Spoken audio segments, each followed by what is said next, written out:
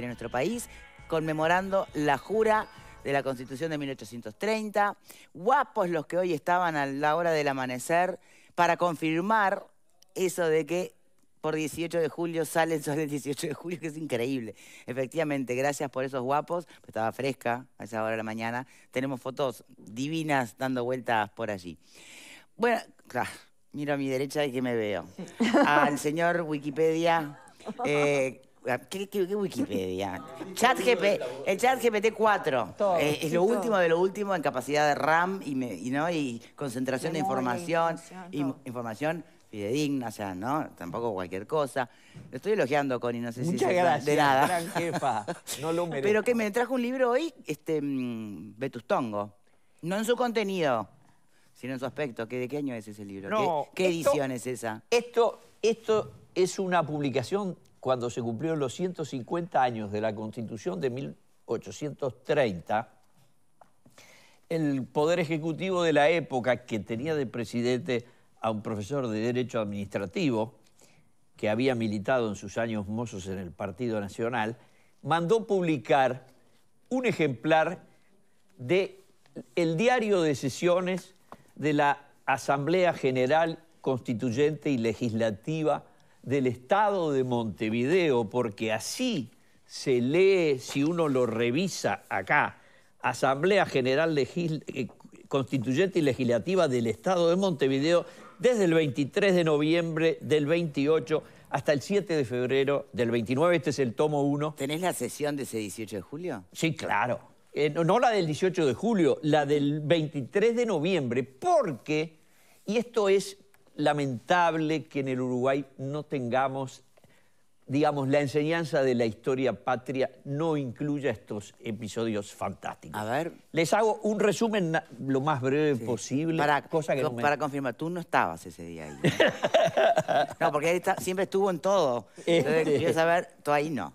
En el mes de agosto, en Río de Janeiro, se firma lo que se llama la Convención Preliminar de Paz entre las Provincias Unidas del Río de la Plata y el Imperio del Brasil, bajo los auspicios del gobierno de Su Majestad Británica en la persona de Lord Ponsonby. Pero lo firman los dos estados en pugna. Había habido guerra. Y convienen la paz con una decisión extraordinaria, que es decidir de común acuerdo los dos en pugna que el territorio que en ese momento estaba ocupado y desde enero del año 17 por las tropas portuguesas y luego brasileñas, y por lo tanto desde el año 17 hasta el año 28 gobernaba aquí el Imperio del Brasil, o Portugal al principio y luego el Imperio del Brasil. Esto era la provincia cisplatina. 11 años de gobierno. El gobernante de Montevideo era un noble portugués llamado Carlos Federico Lecor. Se acuerda que ambos estados, las Provincias Unidas en pugna con el Brasil, declaran que este territorio conocido como provincia cisplatina, en su artículo primero, que la llamada cisplatina separada del territorio del Brasil para que pueda constituirse en Estado libre e independiente de todo y cualquier nación bajo la forma de gobierno que juzgue conveniente a sus intereses, necesidades y recursos. Lo que para muchos, pero aunque lo interrumpa, ha sido una pésima decisión. Y sí, seamos realistas. El gobierno de las Provincias Unidas establece lo mismo. Declara la independencia de la provincia de Montevideo, porque así le llaman ellos, y llamada hoy cisplatina, tienen que conceder eso, y se constituye en un Estado libre e independiente. Y las dos se obligan a defender la independencia e integridad de la provincia por el tiempo y en el modo que se ajustare en el tratado definitivo. El gobierno actual de la Banda Oriental, inmediatamente de la presente convención, convocará a los representantes de dicha provincia y el gobierno actual de Montevideo hará simultáneamente una convocatoria a los ciudadanos regulándose el número de diputados. La elección de los diputados tendrá, y se reunirán de los de la provincia fuera de la plaza de Montevideo. El 23, esto es en agosto, las partes lo ratifican entre septiembre y octubre, y el 31 de octubre se firma definitivamente la Convención Preliminar de Paz. Y en noviembre se reúne la primera sesión y se lleva a cabo no solo la sesión en donde se acreditan los primeros poderes, se reúne en la ciudad de San José, porque la convención decía que las tropas que estaban en Montevideo, porque acá gobernaban los brasileños, se tenían que ir, pero tenían 2 meses, es decir, no se había ido las tropas brasileñas de Montevideo y ya estábamos sesionando con constituyente y legislativa. Nunca nos contaron estos cuentos. No, los gracias. portugueses los brasileños seguían gobernando, pero nosotros nos reuníamos primero en San José, después en Canelones, y cuando ya se habían ido, comenzaron a fin del año 29 las sesiones en Montevideo. Se terminó después, había taquígrafo. Uno de los miembros de la Constituyente era taquígrafo. Sí, no sé qué tanto le sorprende. Yo estudié taquigrafía. Y por lo tanto, ese pequeño puñado de 30 y tantos hombres solos, sí, claro, llevaban actas, las aprobaban y luego las publicaron. Y esto es el facsímil de los 11 tomos que tengo en mi biblioteca. No tengo de todas las cosas, no me acuerdo, y no lo tengo en el iPad. Algunos libros tengo. Y en una colección, en remate de libros viejos, me conseguí esta joya que hoy quería compartir con ustedes, Connie, en homenaje a los constituyentes del 30. Si quieren saber constituyentes del 30, aquellos que son delivery en Positos, los conocen a todos. Porque Juan Benito Blanco, Gabriel Antonio Pereira, Cipriano Payán, García Cortinas, Alejandro Chucarro, todos son constituyentes del 30, una cosa fantástica que tiene esta ciudad. Homenajea a su constituyente con el obelisco que le donaron los bancos, con la principal avenida llamándose 18 de julio, no solo en Montevideo, sino en todo el país, y además todas las calles de Positos. Uno de mis hijos, cuando le expliqué eso para que se luciera en el colegio, cuando eran niños, me dijo, ya sé cuál voy a decir, José Martí. Y digo, justo ese, no. Buenísimo. Mil gracias por esta clase de historia magistral, la verdad. Gracias a usted. Y no queda acá el tema constitucional, pero porque en breve en el programa vamos a tener al propio Eduardo Luz, obviamente por otros temas, con las derivaciones del caso, además, de Artigas, de Caram, de, bueno, la condena a quien iba a ocupar el cargo, ¿no? Valentina Dos Santos. Por ahora dejamos el tema por aquí, pero genial. Muchas gracias, Connie. Y vamos a darle la bienvenida a quien nos acompaña en esta primera parte del programa. Ahora sí, vamos con uno de los temas que teníamos marcados para hoy. Esos temas que nunca son simpáticos de abordar, pero más que necesarios. Por estos días el Ministerio de Salud Pública había, ¿se acuerdan?, presentado las cifras de suicidios en nuestro país. Un capítulo que nos tiene en el debe desde hace años, porque ranqueamos demasiado bien en ese maldito ranking, ¿no?, en América Latina, sin de verdad trabajar demasiado sobre el tema. Porque también estaba todo aquello, durante un tiempo, de que si hablábamos de suicidio era como que se promovía, entonces no había que hablar del tema, y ahí fueron pasando los años. Hoy la ministra, en estos días la ministra Karina Rando presenta el tema con una novedad auspiciosa, si se quiere. No es una cosa que digas, wow, pero aparece una luz, porque bajaron los suicidios. Repasemos la crónica de Telemundo y después vamos a venir a estudios a debatir sobre este tema con el magíster en psicología forense, diplomado en autopsia psicológica y director de la Asociación Latinoamericana en Psicología Jurídica, Gustavo Álvarez. A ver, crónica primero.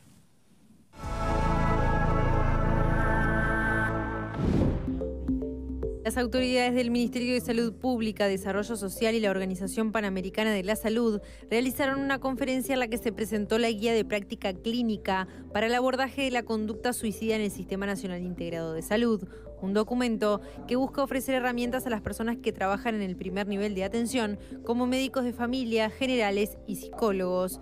En este marco, la ministra de Salud destacó que en el Día Nacional de Prevención del Suicidio hay que generar conciencia.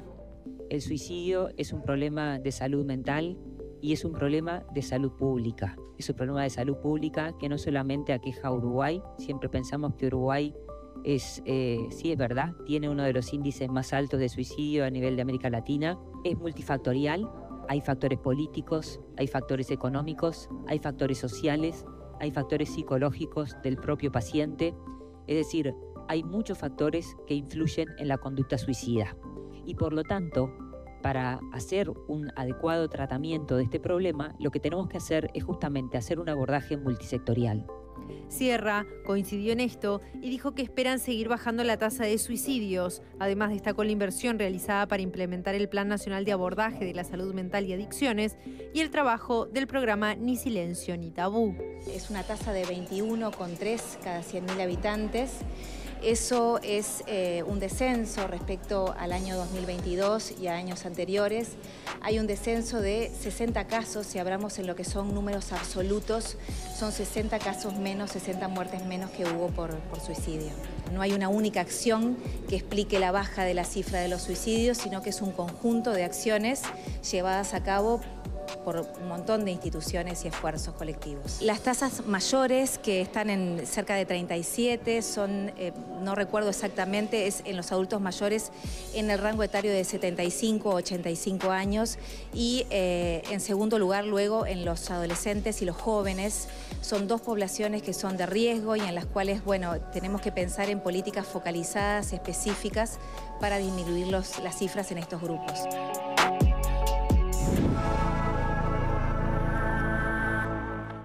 Bien, ayer 17 de julio fue el Día Nacional de Prevención del Suicidio en nuestro país. Bien, sin duda se celebran 60 vidas más, ¿no?, en comparación con otros años. Y también se celebra que se esté poniendo el tema sobre la mesa, que aparezcan proyectos concretos, que haya inversión, nunca va a ser lo suficiente, pero es un empezar a trazar una línea de observación y de acción en un tema que de verdad estábamos en el debe y hace muchísimos años. No sé si alguien quiere hacer alguna reflexión sobre este punto concreto, porque además de los jóvenes y todo ese segmento al que hay que estar especialmente atendiendo, hay una comunidad que es la policial, que en nuestro país, hace rato también, viene siendo foco de atención, porque es allí donde además se suicidan más personas. Yo no sé si esto es específico de Uruguay, si se traslada a otros países, nuestro invitado nos podrá informar sobre esto. Si remite a la especificidad de la tarea, seguro debe tener una influencia muy importante, o qué más pasa. Bienvenido, Gustavo Álvarez, gracias por acompañarnos hoy aquí. No, gracias a ustedes, al panel, a los televidentes, muy buenas tardes. ¿Se sabe comparativamente cómo es el tema del suicidio en la comunidad policial acá o, no sé, en otro país?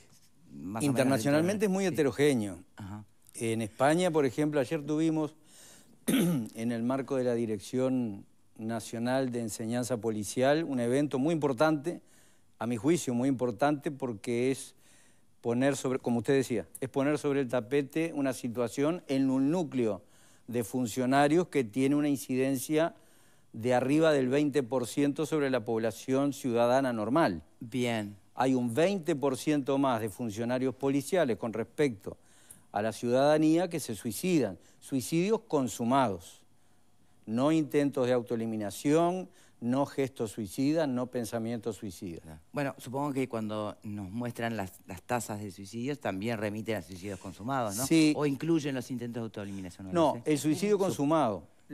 ¿Por qué hago la especificación esta? Porque un factor de riesgo bien importante para consumar un suicidio es el intento previo o la ideación suicida. Entonces, hay una cifra negra que oficia de factor muy fuerte y muy pesado que para cometer un suicidio. Mediría riesgo.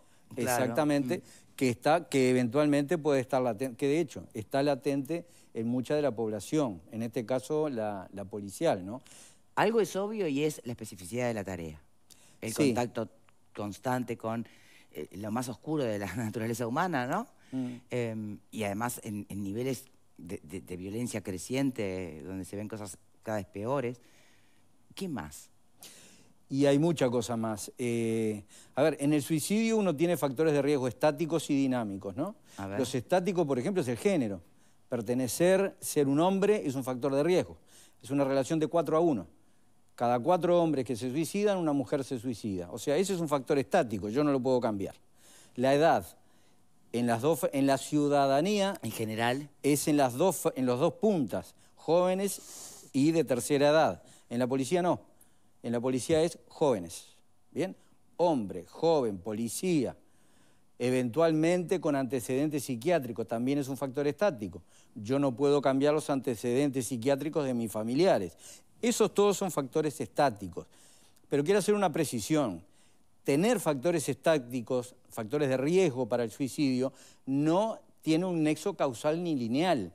Porque si no, flaco favor, yo le hago a cualquier persona que nos esté mirando ahora que tiene un antecedente psiquiátrico. Cuando decís antecedente psiquiátrico, ¿a qué te estás refiriendo? ¿De esa propia persona o hablamos de antecedentes en familia? En familia y de la persona.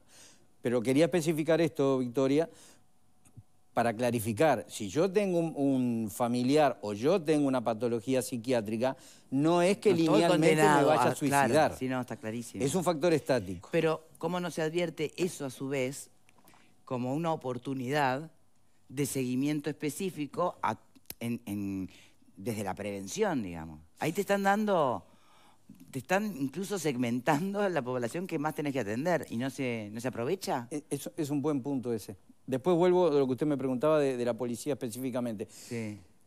Cuando yo abordo un problema desde el punto de vista científico, yo tengo que ver la radiografía de ese problema.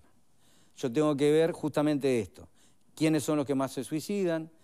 ¿Qué características familiares, psicosociales, laborales? ¿A qué hora? ¿Qué días? Si es en la mañana, en la tarde, en la noche, los fines de semana.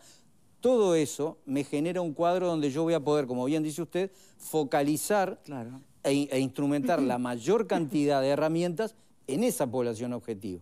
Y no licuarla y, no digo dilapidar, no es la palabra correcta, instrumentar o gastar recursos a nivel general, sino, si bien a nivel general disponer de determinados recursos, focalizar en la población que es más vulnerable o más proclive estadísticamente a suicidarse. Y allí hay una herramienta, la autopsia psicológica, que es específica, que de hecho fue creada para eso, para poder detectar las motivaciones suicidas.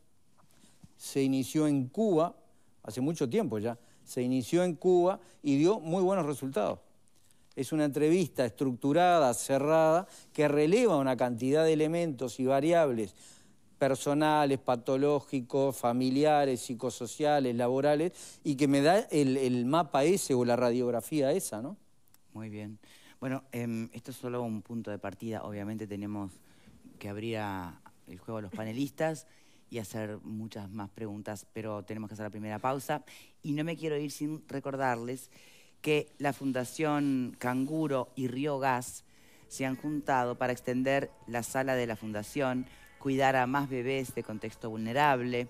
Nuestro saludo entonces para ellos. Con cada pedido de recargas de Supergas, llamando al 1710, Río Gas está donando 20 pesos. Seguilos y conocé más sobre el calor que nos une. Y llegaron las ofertas redondas a Vía Conforte, esas ofertas que son perfectas, que te cierran por todos lados.